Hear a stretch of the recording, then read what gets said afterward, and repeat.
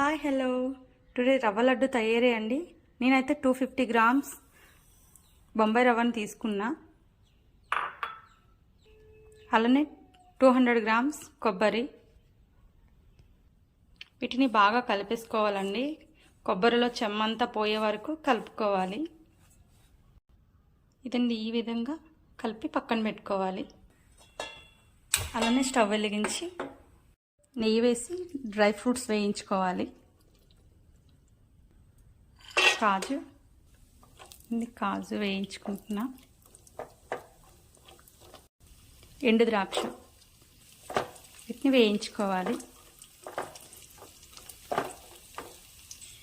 వీటిని పక్క బౌల్లోకి తీసుకోవాలి. అలానే ముందుగా కలిపి పెట్టుకున్న రవ్వ, కొబ్బరిలో చెమ్మంతా పోయే వరకు వేయించుకోవాలి.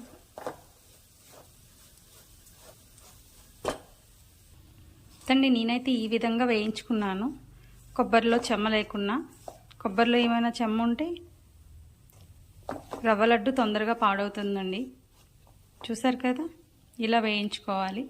దీన్ని ఒక ప్లేట్లో తీసుకుంటున్నా. వాటర్ 240 ml తీసుకుంటున్నానండి చక్కెర పాకానికి. నేను చక్కెర దీన్ని బాగా కరిగించుకోవాలి. ఈ రవ్వ లడ్డుకి పాలేసి చేసే రవ్వ లడ్డుకి కొంచెమే తేడా అండి. పాలేసి చేసేవి తొందరగా పాడవుతాయి, పొంగస్ వచ్చేసి. అదే చక్కెర పాకంతో చేసేవి అయితే ఏం కావండి, అంత త్వరగా పాడవు. చాలా బాగుంటాయి కూడా తినటానికి. ఇందులో తీగ పాకం వచ్చింది. ఇందులో ఇలాచి వేసుకుంటున్నా. ముందుగా వేయించుకున్న గోధుమ రవ్వ, కిస్మిస్ వీటన్నిటిని బాగా కలిపేసుకోవాలి.